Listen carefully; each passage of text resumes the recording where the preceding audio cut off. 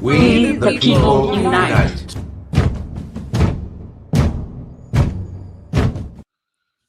Hey everybody, welcome to We the People Unite. Sorry, we're a couple minutes late. We had some audio technical difficulties. Thanks, Elon. It's a love-hate relationship, you know. More love than hate, but hey. How's everybody tonight? Hey, Jazzy. Hey, Jazzy. Hey, Jazzy. Hi, Jazzy. I feel like I'm hungover from the State of the Union, and I haven't had a drop of alcohol. Mm. The people's State of the Union, and that's what the problem is. It's the people's State of the Union. It's in our house. Mm-hmm. Yeah, no kidding. I spared myself. I did not watch it. I watched instead. We almost canceled the show because you wanted to watch it. No, I watched the State of the People. I heard that was really good. By Jordan and Katie Fang. It was really good. It was. Was it good?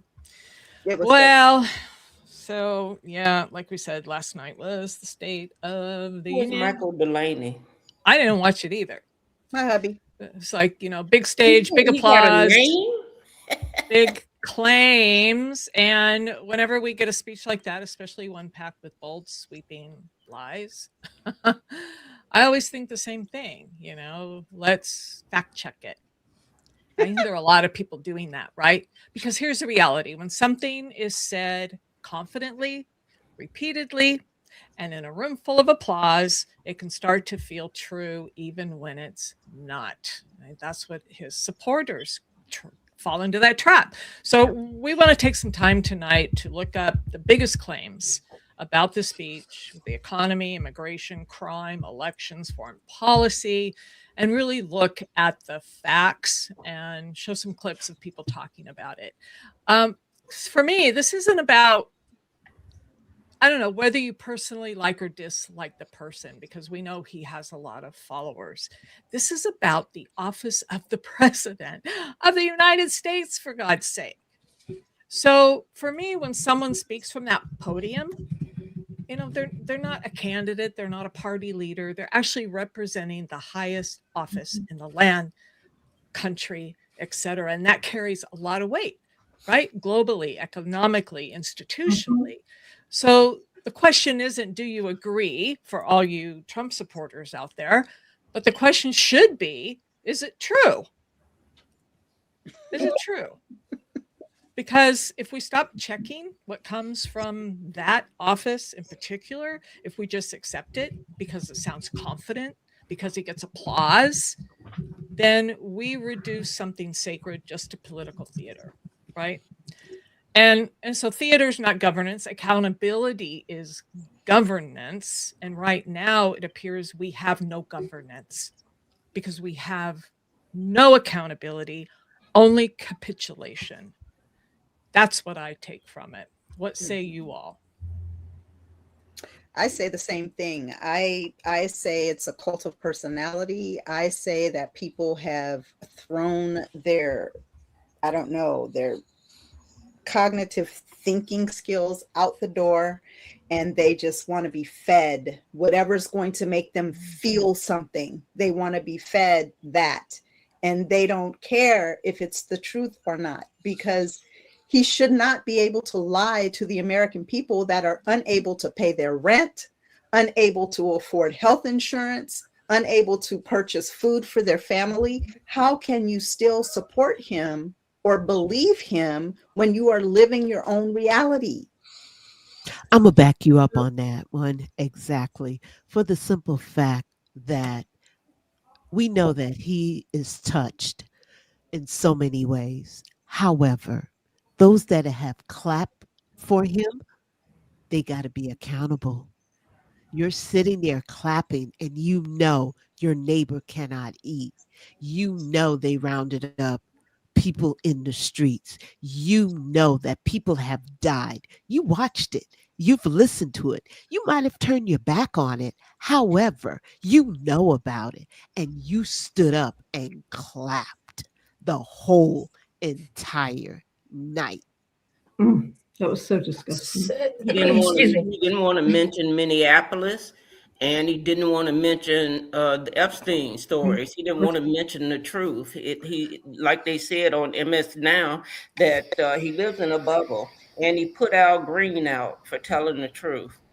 Say what you. Does this ever seem to you like the reality shows that we live It in? is a Every day. reality show. Every Let's day. make a deal. Well, yeah, that's what I think he loves. Well, that's where he came from for a while. Well, they was giving out what's the prizes all about? When we start doing that? Say, The awards. you know, the Trumpers can say what they want about Obama and Biden, but the policies that they tried to enact and put forward still benefited them. They benefited everybody. And even, God forbid, with freaking like Bush, even he tried to do stuff to help. They knew, and even like people like Dick Cheney, like they still wanted what was best for the country at the end of the day. More than this guy. And I would kill at this point to have a Republican like Bush just so I could get the memory of all this effery out of my head from like the last 10 years. Like this has been going on now for 10 years, whether we want to admit it or not. Amazing how we feel that way too. Because I was been going on for 50 years. But I'd rather have any of those presidents that were in my lifetime than. I think I forget who it was. I think it was on Zateo with Mehdi Hassan, how he was talking about the best thing Dick Cheney ever could have done was endorse Kamala Harris right before he died. That was that's how screwed we are. Yeah, that was Mehdi. Yeah. Oh my I God. think that I lost my thought. Sorry. That's not true. Actually, there were more deported by Obama legally, but if we're trying to figure out ICE and deportations, why do we need all of these centers? Just going to say that to the person who just made that comment. Why do we need detention centers if everybody's going to be deported? Answer that question. But this is exactly what I was just talking about, right? You see what's going on. You live your own life experience, and yet this is it. But yet Trump can talk them into coming on and being a troll. But and it's the problem okay. is that you have children and family, so regardless of what, somebody's going to be touched by one of these, and it's when it comes, it's going to hit hard, and it don't discriminate. It's like any other disease or cancer. It don't care if you rich or poor, it's coming for you. So when it shows up at your door, don't say we didn't tell you. When they touch your little girl or your son, then we'll talk. Yeah. So let's just watch a few clips of people talking about the State of the Union. I will say there are a couple things that I thought were extraordinary that you wouldn't see in the other State of the Unions unless they were Donald Trump's. The first, of course, was just the unrelenting bigotry, the lies, the attacking of one group specifically, the Somalis, Somali Americans. That's the sort of thing that, I'm not going to talk about fascism or Nazism. You just read history and see what type of regimes will pick one or two groups and blame all of America's ills on those groups. Another thing that he did was just generally talking about immigration. Again, it's un-American. It goes against what the Republican Party has always stood for. And this continued lie, and it is a continued lie by this Republican Party, and they know they're lying when they continue to suggest that immigrants commit crimes at a higher rate than those who are native-born Americans. And every study shows this is a tired lie, and yet you have an entire party that seems in large part to be based upon this lie. Speaking of lies, they understand Donald Trump is lying when he's saying that the price of meat is going down, the price of groceries are going down. They know he's lying when he says that he inherited, inflation at 9%. No, he inherited inflation at about the same rate that it's at right now when Joe Biden left office.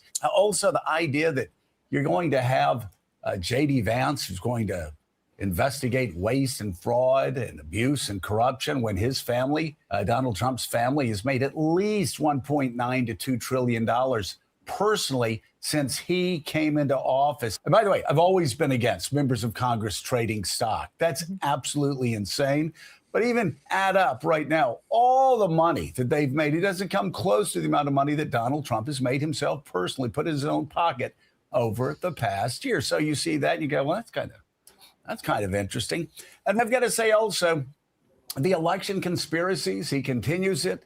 It's one thing for him to be doing it out on the campaign trail, lying day in and day out about election conspiracies. He keeps saying that every day, and every day Democrats are winning by 30, 40, 50, 60 percentage points in races across America. We saw it again last night while this was going on. So yeah, there was a broadcaster that said the speech was extraordinary. Yes, it was extraordinary. It was extraordinary for many reasons. Most of them just, he did shit that no sane president would ever do. It was really, really crazy to be watching that in a State of the Union address.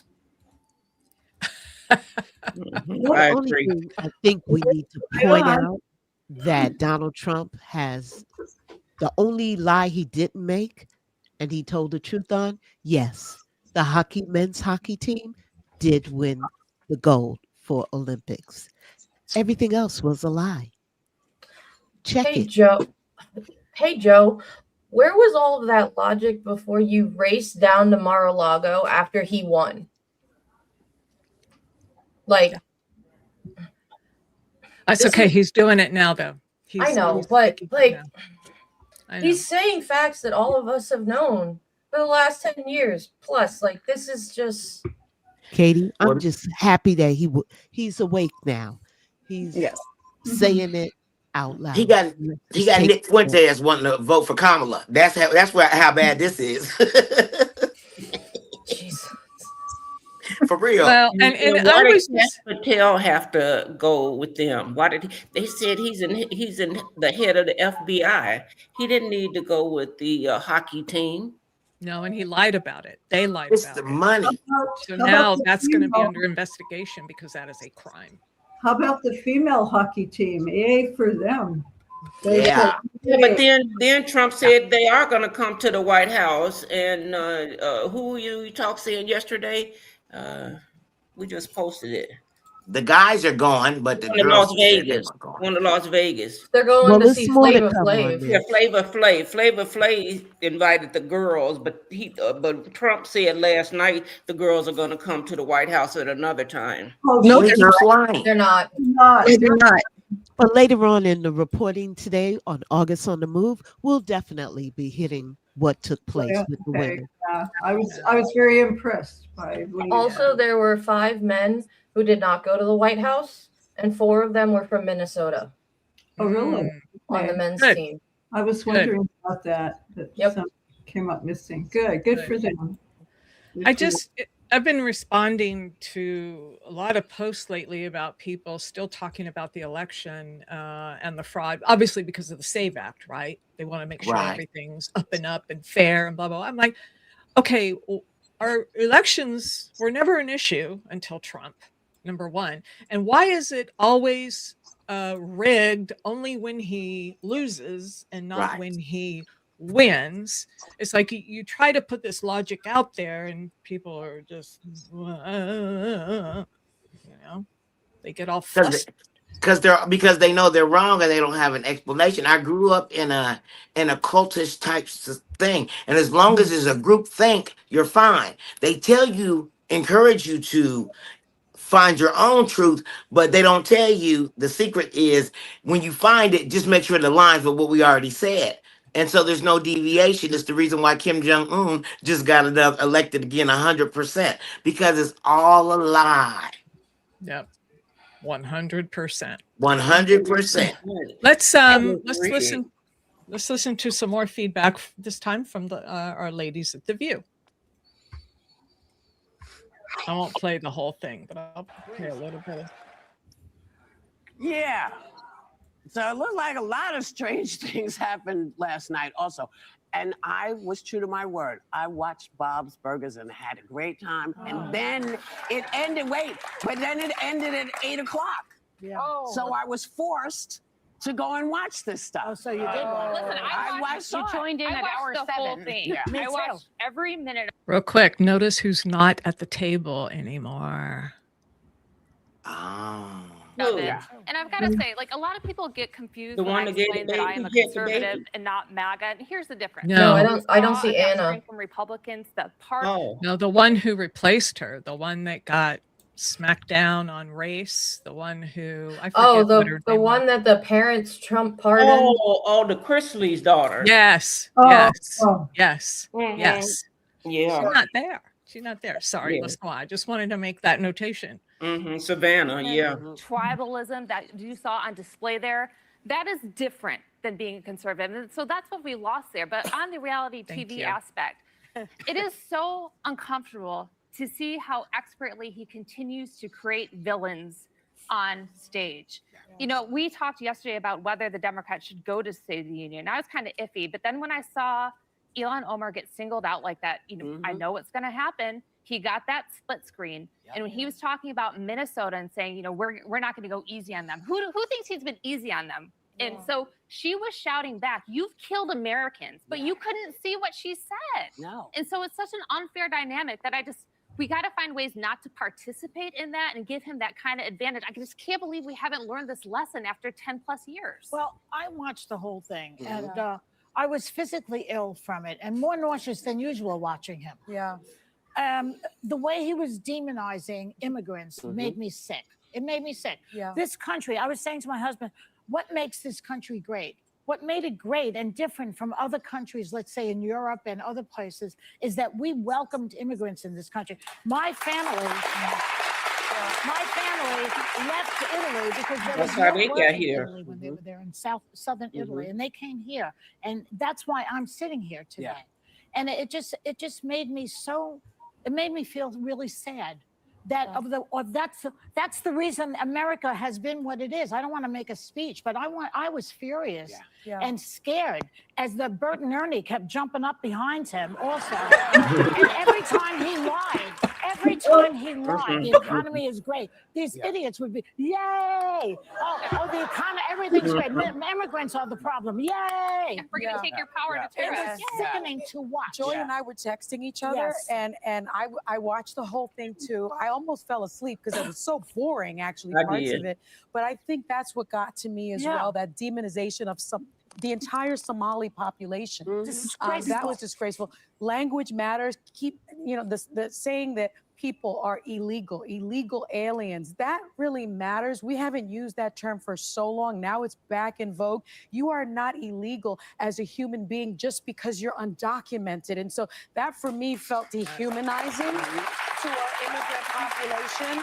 And I disagreed with you yesterday, Joy, when you said, the Democrats shouldn't go. They shouldn't dignify this type of performance. And I disagreed with you. And now I agree with you because like you said, someone like Ilhan Omar, who fiercely is protective of Minnesotans and Somalians, in particular, she gave him that moment that he wanted. Yeah. When the Democrats wouldn't stand because he was calling people illegal aliens, they didn't stand, and he's called them crazy. They gave him all these moments. You know what? One of the reasons they were, he started by attacking Nancy Pelosi first. Yes. That was the first thing. He's scared of her. Well, he should be scared of her. Were you about to say something? I was just going to say that the overall theme that jumped out at me is America is not perfect. It's one of the most successful social experiments of diversity ever. It's almost ready to turn 250 years. I've been very proud of this country for a long time, knowing it has ugly parts of its past. But to hear him just say, we've been losers, we've been this, until I came along, it's like a savior complex. This world has seen so many great moments. It had slavery. It also had a civil rights movement. It had women suffragettes. Women couldn't vote. It's had, with every dark part, it's often come out another place. We fix things. Flexing, I think it's a great country. Hearing how crappy he feels about every time before him and how only he alone could do what he's done. I'm sitting in bed watching it with earphones in, facing my 6-year-old who couldn't sleep alone last night. So I'm laying there and I thought, what's coming in my ear and what I'm looking at in front of me are such different worlds of what we have coming forward. And it was just, it was hard to say.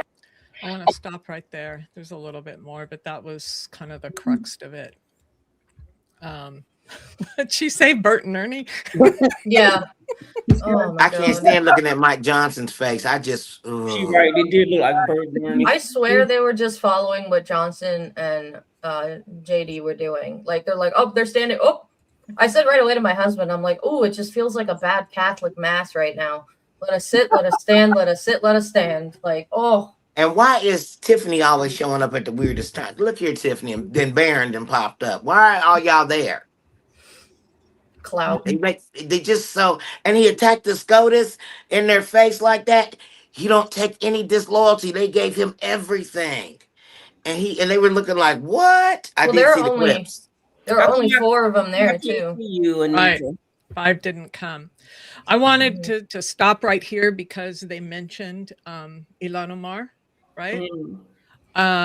So they talked about what happened, how she stood up, how he, They put tried Al to. Green out though.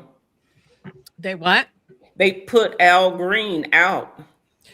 Yes, they did. And the other thing they did was, and this is what I had to fact check this because I thought, wait, this can't be real, right? But she had a guest.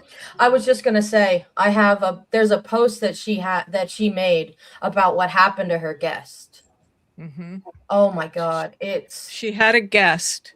So she was arrested for standing up at Trump's State of the Union. Now, this was, I believe, the woman who was pulled out of the car, right? If I'm not mistaken. That is correct. Yeah. That is correct. Right. So Democrat Minnesota was arrested. Omar had invited Aliyah Rahman, Aliyah, a U.S. citizen and a Minneapolis resident who in January was removed from her car and dragged by immigration agents in the city as part of Trump's increased efforts to arrest and deport alleged undocumented immigrants. The officers have been shouting for her to move. I'm disabled. She was trying to explain to them. She was trying to get to a doctor. That's why she didn't move. She told the officers as they pulled her from the car, they caused her shoulder injuries, etc. During his speech, started demonstrating, which violated rules of the. That's what they're saying, right? So she was. This is her earlier. This is her at the State of the Union. This was her, if you remember, we covered this, getting dragged from her car. So what I want to know, again, the hypocrisy is just uncanny. I seem to remember, oh shoot, when I left out and came back in, I lost my files. Remember this bullshit? Why is it different for her? Well, why is it different? Yeah, because it's us. Because it's somebody on the left-leaning side, and it's hypocrisy, and nobody's going to do anything about it because they let it happen. So why not do it? I keep posting this picture to people who were talking about this. I'm like, well, and also too, y'all have short memories. Sorry. Also, too, Ilhan stated that her guest was so aggressively handled until someone intervened to get her medical attention that she had to be taken to George Washington University Hospital for her treatment. And then later they booked her at the United States Capitol Police headquarters. Like, that is direct quotes from her Facebook. Like, Ilhan Omar's direct quotes. Like, this is for standing. She stood. We can't let it stand. This can't keep happening. I thought that was the problem. On Occupy Democracy, that podcast, she was on today and she talked about how they handled her, how they abused her. And if it wasn't for one of the guards that was in the hallway that told them, stop, she needs a wheelchair, the abuse would have Thank continued. God for him. The abuse. Yeah. I just. They violate, clear violation of her civil rights, amongst other things. Yeah. Yep, Linda. Yep. 100%. It absolutely is. So the one thing I'm glad about, we heard from Morning Joe, right, is the media is speaking out about this a bit.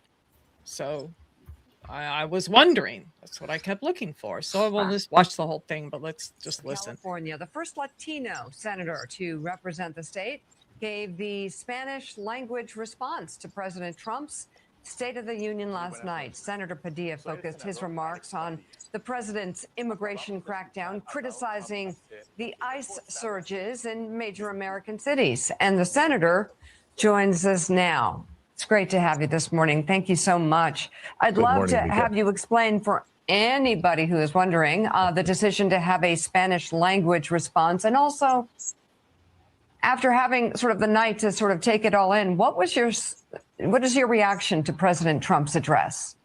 Yeah, President Trump's address, besides being very long, was in many ways exactly what we predicted, right? You just did a lot of fact checking. His speech was full of lies, with a few misrepresentations added in. He lied about the economy, and I certainly discussed that in my response after last night's State of the Union.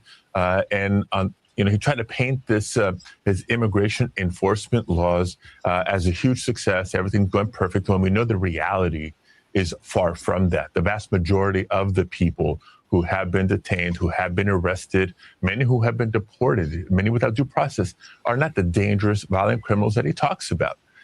They're people that maybe they came legally, overstayed a visa or what have you, maybe undocumented, but don't have criminal convictions on their record. And so there is a direct link between the two. When you start deporting a significant amount of your construction workforce, when you're deporting people who work in agricultural fields or in meat processing plants, et cetera, then the cost of food is going to either continue to be up or go higher. The cost of housing is going to continue to be high or go even higher. So they really are interrelated here. And Senator, certainly you reflected something that was a major takeaway last night. The president almost seemed to be asserting his own reality, misrepresenting the actual nature of his deportation plan, but also the state of the nation's economy. And these are things, immigration, economy, that were supposed to be his strengths. Talk to us, if you will, about what your constituents are telling you, particularly about the cost of things. You started to touch on it there. Have they felt that their lives are, in fact, better now than they were a year ago? Do they think that there are things they need each and every day, from housing to food, gotten any cheaper? Absolutely not. And that was one of the through lines, right? My response to the State of the Union in Spanish, Governor Spanberger in English, but the emphasis on costs, cost of living, everyday cost. Everybody's got to pay the bills. Cost of food hasn't come down. I don't just hear from constituents. My wife and I are raising 3 boys of our own, so you name it: eggs, meat, milk, etc. It's a little painful to go to the grocery store these days, and it continues to be the case. We called the president out on his lie about the cost of gasoline when you're pumping at the gas, the cost of electricity, in addition to the cost of healthcare, your water bills, etc. Americans are feeling the pinch because of Trump's bad, failed economic policies, including but not limited to his unnecessary tariff wars, which we knew he didn't have the power from the outset. And the Supreme Court ruled just this last Friday. But of course, his ego can't handle it. He can't admit when he's wrong. He can't pivot to something smarter. And so he doubles down, and it's American families that continue to pay the price. Okay, I want to stop there because I pulled up just some facts. So the economy. He was saying that the U.S. economy is stagnant before his term. This is what Morning Joe brought up, right? If we remember, he was saying inflation was at 9% when he took over, which was bullshit, right? It was 2.9 right before it went to 3. He claimed that he secured 18 trillion in global investments. That's a lie. The White House lists 9.6 trillion, but much of that includes deals from prior administrations. So that's questionable. More Americans are working than ever. Absolute job figures rise with population. The labor force participation and historic job ratios don't support that claim.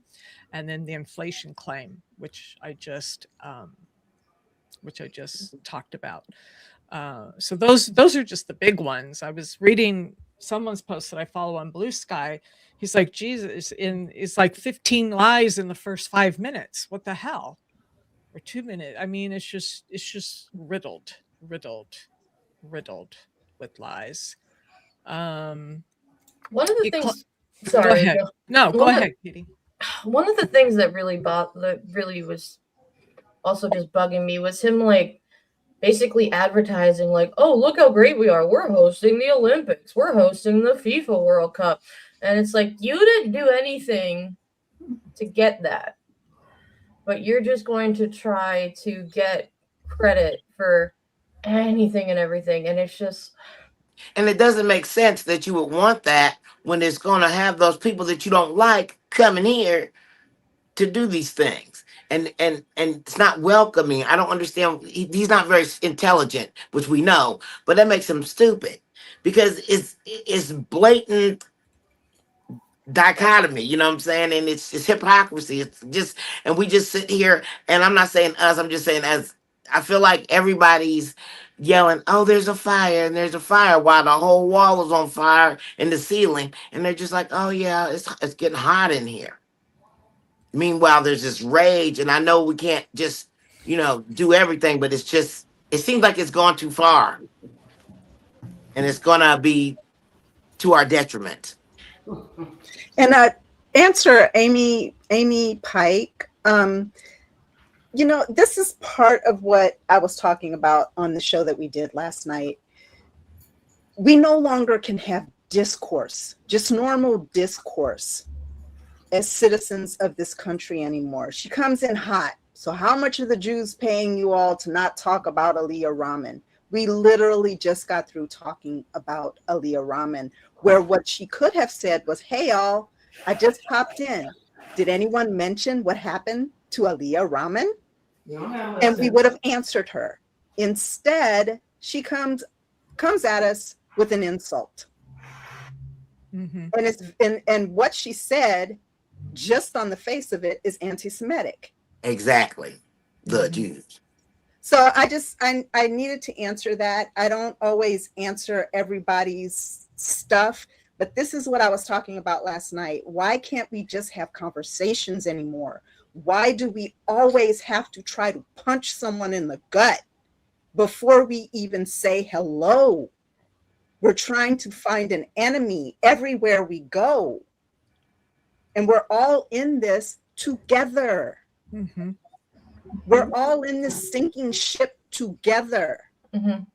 None of us are not going to drown if we don't do something about this. And that is not the way to go at it. Amen.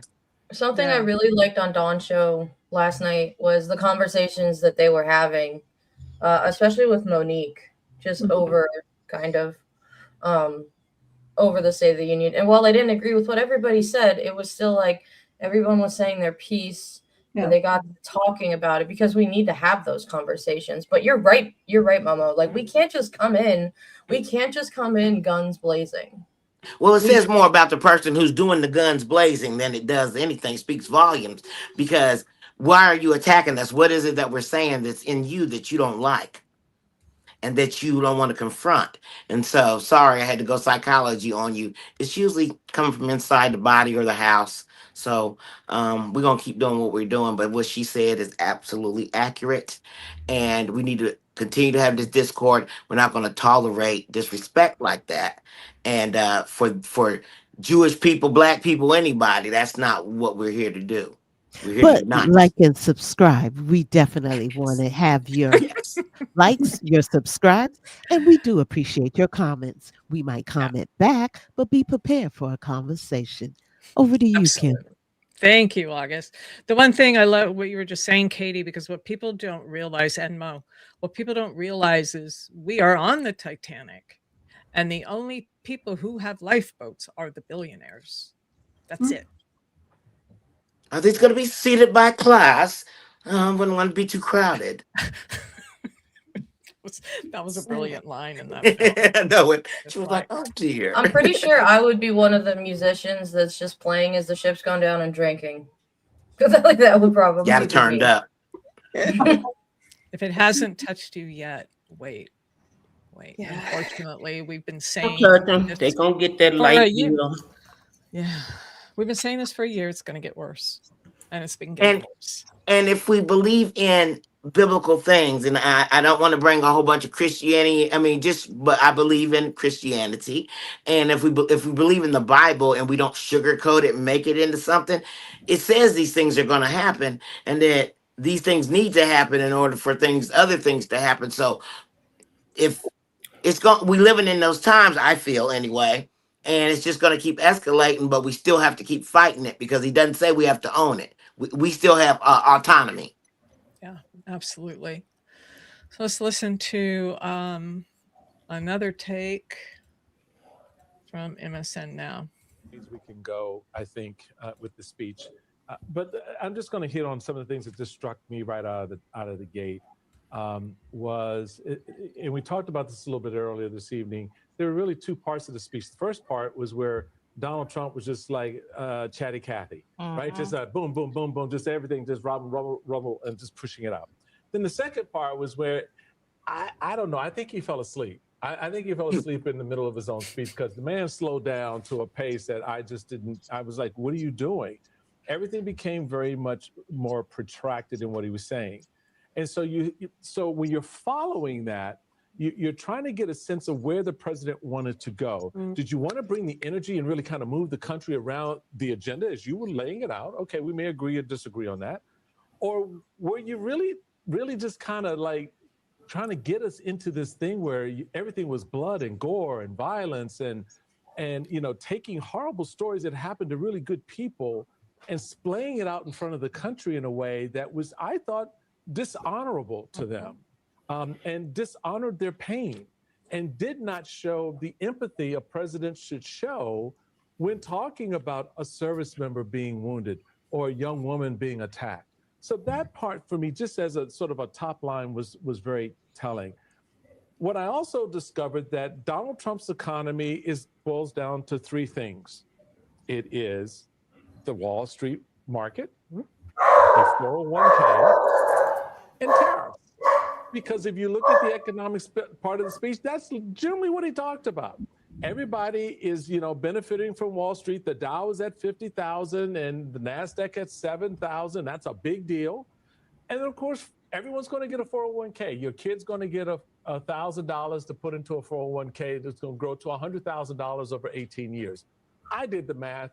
I don't know what kind of interest rates those 401ks are going to be paying, but maybe Donald Trump knows something we don't. And, of course, tariffs. And the fact that he settled on this, I don't know if you caught this little ditty, Simone. Tariffs will replace the system of income tax. How does that work, Simone? I was almost an econ major in school. I was just 2 credits shy of econ, but my advisor, shout out to Sharice Williams, said, baby, you just need to graduate. So I am not an econ. I was almost an econ minor. Look, that is not how tariffs work. And I think it is striking that going into the State of the Union, you would not have known, like if you just beamed in from outer space, you would have no idea that the president had the worst approval ratings of any president ever going into a State of the Union, including the last time he gave a State of the Union in his first term. You would not have known that the Supreme Court just struck down the tariffs that he talked so glowingly about tonight as illegal a couple days ago. You would not know that beef is up 15%. I know. I thought of you on the beef. Beef is up 15%. I said it before. People are using Hamburger Helper, and no, folks out there, you actually do not need the beef for Hamburger Helper. That's why people are buying it, because they cannot afford actual beef right now. It was like a tale of two Americas. And I thought about all the things. I was doing the live stream with Eugene while the speech was going. And I thought about all the things that we didn't hear. I didn't hear Alex Preddy or Renee Good.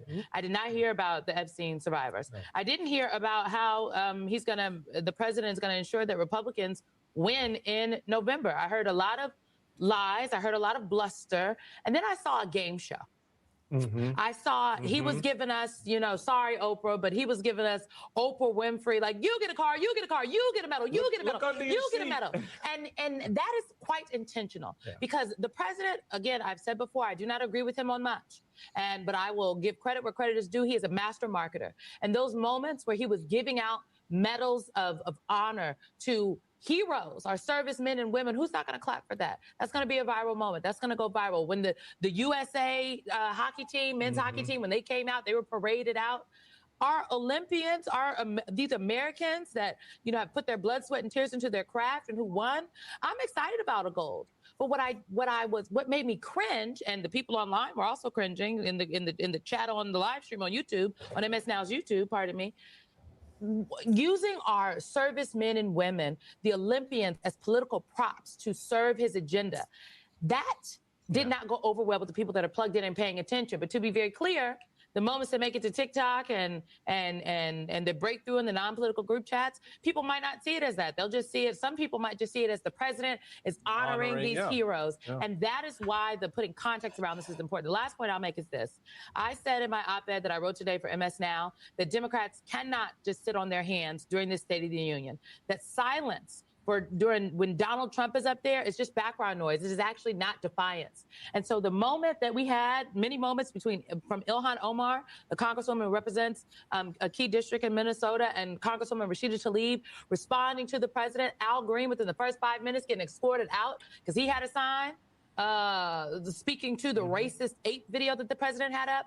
Those moments are what's going to break through. What's not going to break through are the Democratic members of leadership sitting there quietly. That's not going to break through. Nobody's going to remember that tomorrow. They're going to know that Donald Trump lied, but they are going to, for sure, they're going to know that he lied. They're not going to know necessarily about what. They're going to say he lies all the time, but they're going to remember that Congresswoman Ilhan Omar did not sit silently as the president of the United States literally just denigrated not just her community, but all of us really, and lied to us about killing Americans in this country. Yep. As Keisha said, what you say, Keisha? The Dow is what? That's the Dow. 50,000. The Dow. So something I'm seeing that nobody's really talked about yet. He had obviously some guests besides like the hockey and other things. Did you all see about the young woman? I believe she was 14-year-old girl that they were trying to talk about. He was dismissing trans rights and saying she was diagnosed with gender dysphoria, and that, these people at school were not telling the family that she was identifying as a boy or something. And that was why he went on his giant trans rant. And I'm so tired of them all trying to say that, like, oh, these things are happening at school with the kids. You can't even give a kid Advil without a note. Right. And they're acting like they're as eloquently as Jennifer Welsh on the I've Had It podcast says. She goes, they're not going to school and whacking their wieners off. Like, coming home with a note talking about put ointment. You know what I'm saying? What the hell? Yeah, and he was trying to say, he was using this poor young girl who, just was. Who allowed her to be used though? That's the thing. She's 14. She can't consent to be there. The adopted mother who's also the paternal grandmother or something. But like, I hate when he uses children like this. Well, he also had the lady on there with the tax on tips bull crap that's a lie. And we all know he doesn't care about anything regarding children. But you know why we talk about him. I'm tired. He uses people all the time for props. He uses the kids with cancer last time. He uses the army for props. He uses everybody for props. He's a lie. You know what's interesting? In Jeffrey Epstein's house, he had a homemade chessboard made, where he was the king, and they looked like all the people that worked for him, and all his workers were the pawns that he would use, and they were dressed. It was just very ornate set. And I'm like, it's the same thing. It's that God complex. It's that I can do anything. You have a guy, I think it was a Kim Basinger and Alec Baldwin movie, and they go, I think you have a God complex. And Alec looks at the camera and he says, God complex. No, I am God. When you pray, you praying to me, and that's what he thinks. Yeah. Pray. Absolutely. Absolutely. I'm going to, oh, yeah, Jazzy. Thank you, August. I was going to, why did one of the hockey guys get a Medal of Freedom, but not the young girl who saved other girls during the camp flood in Texas? That's a great question. Yeah. It's because they don't want to bring attention to the camp flood in Texas. Because it's well, rich people go send their kids there, and they don't and they don't want it to come back because it's not salacious enough. Well, also they screwed up with yes, FEMA. it was an utter Yeah. failure, and that they don't want to bring attention to it because it was a failure. Right. Yeah, absolutely. So before we move to August on the Move and wrap up this big segment, I just want to fact check a few other things. So he talks about immigration. 0 illegal aliens have been admitted. Illegal crossings are low, but they're not 0. Drug lords, murderers are blocking removal of these people. Most DHS detainees have no criminal conviction. Crime in Washington is lower than ever, with murders almost 100% down. I'm surprised he didn't say 500% down. Crime was down. Jesus, he doesn't know math. Crime was down significantly, but not to 0 or an all-time low absent context, right? Elections, he brought that bullshit up again. Cheating is rampant in our elections. Comprehensive audits, we know, show very, very, very rare instances of voter fraud. And again, just like we said before, why is it cheating when he loses and not when he wins? He claims he ended wars, 8 wars in 10 months, 8 wars. Got money for wars, but can't feed the poor. Well, they weren't active wars. There were some conflicts, and he didn't play a decisive role in any of them. Iran's nuclear program has been wiped out, yet that's the reason we're there. Maybe we can talk about the Iran war. Iran never said it would not pursue nuclear weapons. Iranian officials have explicitly stated they do not seek nukes. He's saying he cut prescription drugs. There's some discounts, but nothing broad. His new plan would stop payments to big insurance companies and give money directly to the people, which is a joke. The plan has no clear evidence on funding, delivery, and I'm sorry, that little $1,500 is a penny, a drop in what it cost to get health care. Every branch of the armed forces is setting recruiting records. Fact, recruiting has rebounded, but past years had higher figures. Program expansions from prior administration account for much of the growth. So those are just some of the fact checking that we did. Oh my Lord. So just a couple more reactions from people about the State of the Union, and then we'll move on. Very well. I love her. If Donald's State of the Union was the rhetorical representation of his fascism, this banner is the visual representation of it. Thank you, Mary Trump. This one said Donald Trump delivers the longest, stupidest State of the Union on record. The problem for Trump is that he's not a persuader, he's a pitchman, and the kind of salesman who transmits in exclamation points all the fantastic, terrific, unbelievable features of the new car he wants you to buy. A short time ago, we were a dead country, Trump says in his speech. But as Susan B. Glasser writes, the salesman is not who you want to talk to when you have a broken down old jalopy towed back to the lot and demand a refund. Based on the polls, it's pretty apparent that America wants its money back. Okay. You think? All right. Yes. Oh boy. I did it without showing one clip of Trump. You did. Great job. Yeah. Great job. That was the goal. It's so disgusting. Yeah. Oh my God. He's a used car salesman, definitely. Yeah. All right. August is on the move, I hear. What do you have for us, August? Absolutely. So, why everybody is talking about Trump, the world still turns. So, we're going to go over to where the mayhem continues to be. I'm taking you in to Mexico. Let's see what they have to say. We are getting a closer look at where a notorious drug cartel leader was killed in Mexico as a wave of cartel violence continues to erupt in popular tourist areas.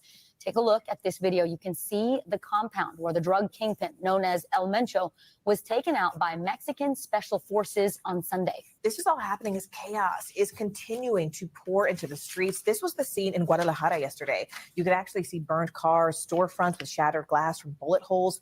NBC News correspondent George Solis is following the very latest from our Miami bureau for us. George, all of this unrest is being blamed on these cartel members who are furious over essentially the killing of their boss. I mean, what do we know about the operation that initially took El Mencho out? Yeah, great question. And so what you have is a guy who was wanted by both Mexican authorities as well as the U.S. Now, earlier we've been reporting that the U.S. did acknowledge that they provided intelligence that led to what was meant to be the capture of El Mencho. But of course, during, as you saw there in the video, there was an escalation at the compound. So the military, the special forces there that were trying to take him into custody, exchange fire. They ended up killing him as they were trying to transport him after they transported him, towards Mexico City. Now, Mexico's president at one point saying, look, we did receive intelligence from the U.S., but the information that we got from one of his romantic partners, that was all intel that was collected by our government here. So that is essentially what they say led to this eventual location, to the gunfight, and then, of course, the eventual killing and then the unrest that we saw. George, the Mexican embassy in the U.S. says the situation is now beginning to stabilize after some targeted operations. What are you seeing? What are you learning?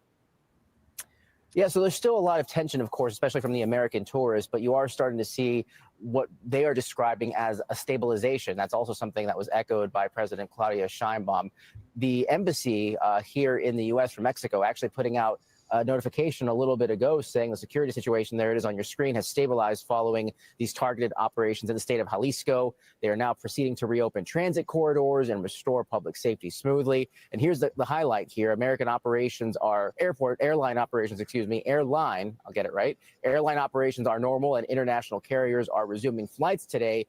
And Puerto Vallarta International Airport has reopened to domestic traffic. So a lot of those tourists are speaking with saying that they're looking to get out tomorrow. It seems like their chances are increasing exponentially, guys. Well, that is a bit of good news then. George Solis, thank you so much. We thank you for watching. So,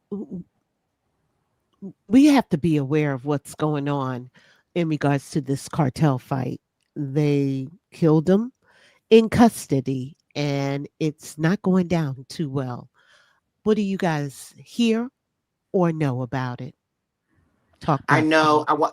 I watched the thing today, and a little segment on somebody's show. And anyway, the girlfriend, they showed her, and they followed her to the hideout location, and that's how they found him. But my issue is everything went pretty much like I expected it to. The fight, they got him out and everything, but it's when he gets killed in the interim that's the problem. They murdered him. And I'm not saying he didn't deserve whatever, but that's not mine to do. Bring him to trial.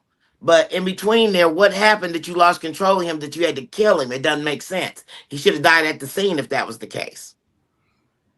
And I think that's where the anger is coming from, on top of, it's a cartel.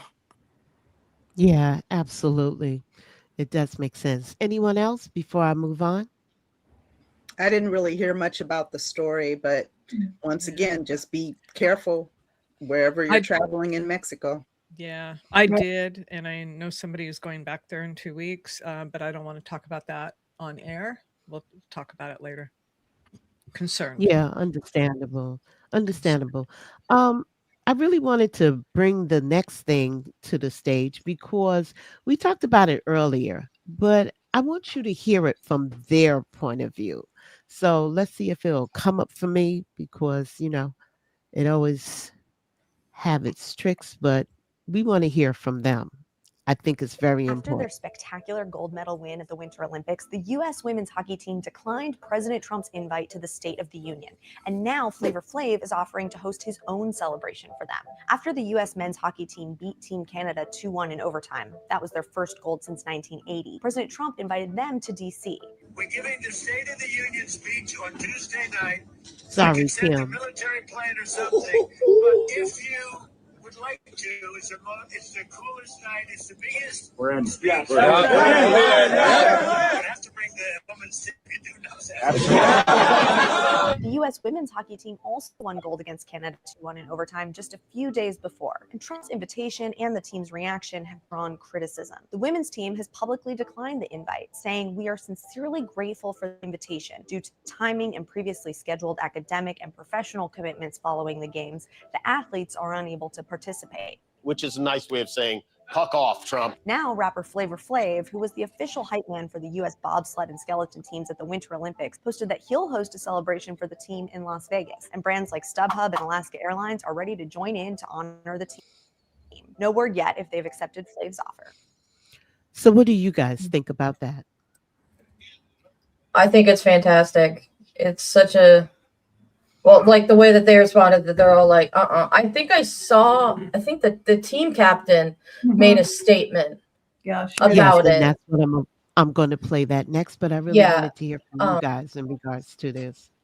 But I think that, it's great that the men won gold, but then how they reacted afterwards with that video, just, it cancels it for me. It just does. And I know that it's important that they win gold, but why don't we talk about the fact that the women have been, I think the women's team's only been in since '96, and they've won 3 gold medals. It taints them. Definitely taints it. They don't care about, he's really have shown how he feels about women, and it cannot go unnoticed. You know, if you really women, minorities, immigrants, everybody, he makes it known. So don't be confused. Absolutely. So let's hear from them. Let's hear from the women. I'm trying to bring it to the stage. One moment.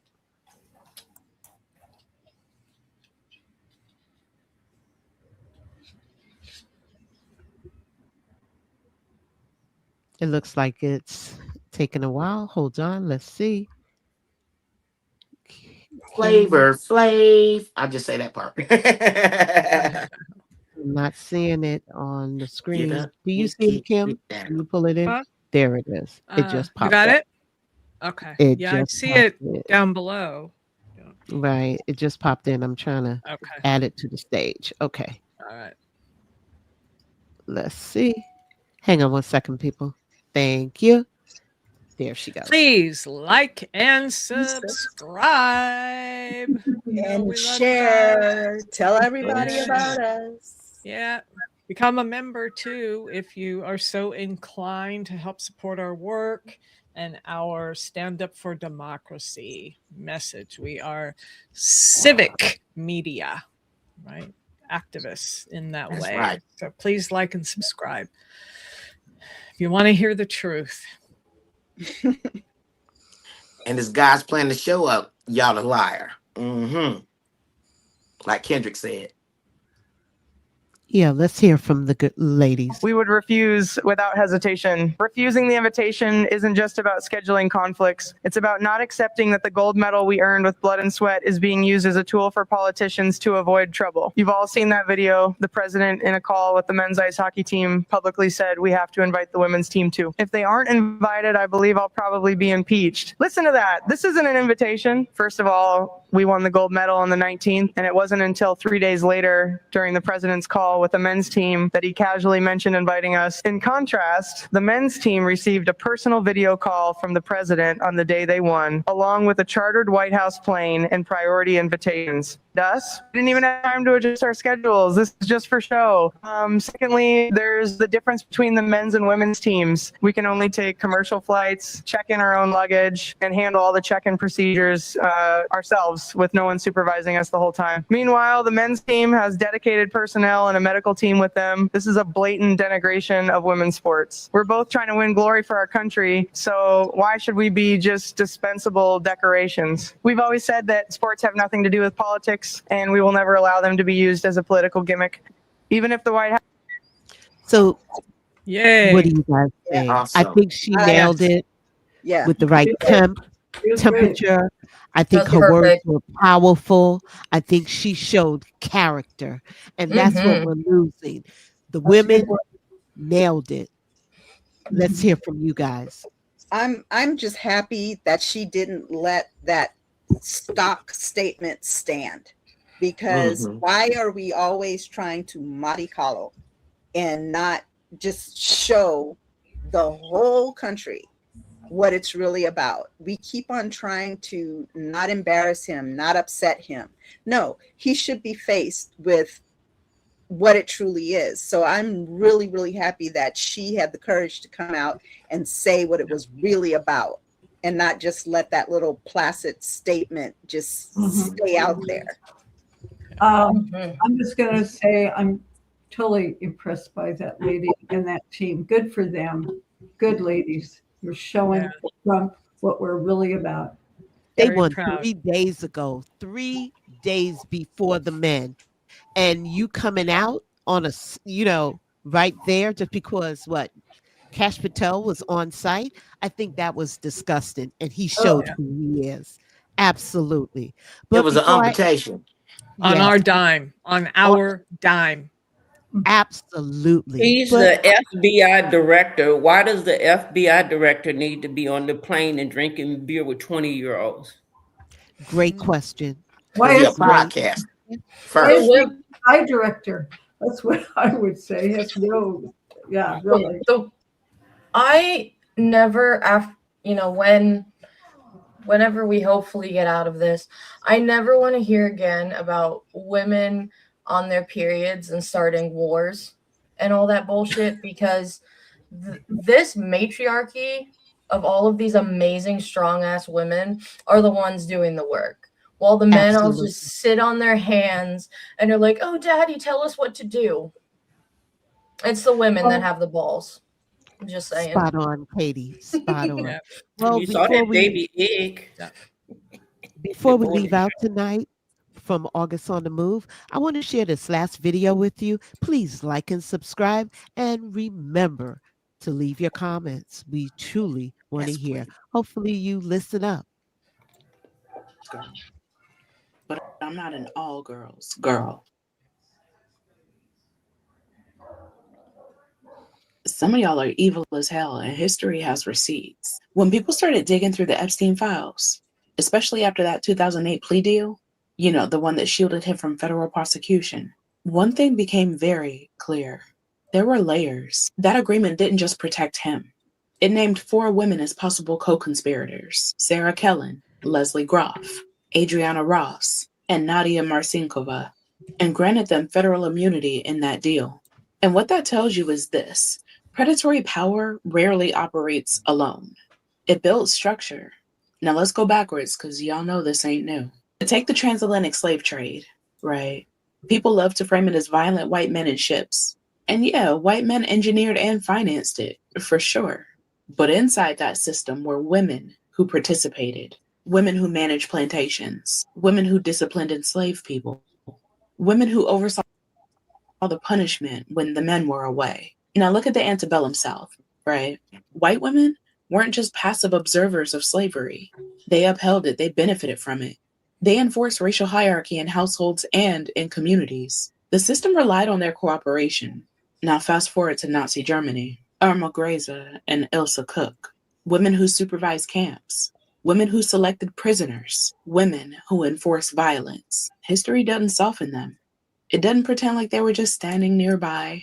They were active participants. Even in organized crime networks in the early 1900s, there were women who handled finances, transported messages, and shielded operations because the police underestimated them. Underestimation is a strategic advantage, and systems use it. Now, here's the pattern. When we see a woman inside a predatory network, people instinctively want to say that she must have been manipulated. She didn't know she had to be under his control.